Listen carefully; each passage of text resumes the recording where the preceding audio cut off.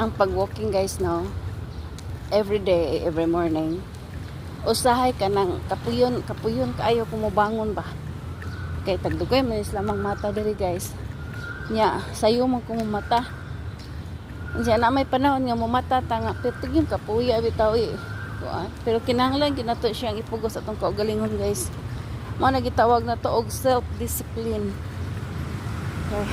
Og wala ta ana guys, wala mahitabo sa atong gitrabaho nga ingon ani. So kinahanglan ta og output ba, makita po nato ang atong mga gipang trabaho di ana, kay kini mag-walking ta kay atong goal nga mo-maintain sa ato ang kuan, dili man ta nga magpaslim kita guys, kanang kuan lang maintain ang atong health guys ba, kay di man malikayan gyud bisag naatay trabaho, lahi ra gyud nang naatay exercise nga gihimo everyday, bali routine nimo everyday guys ba.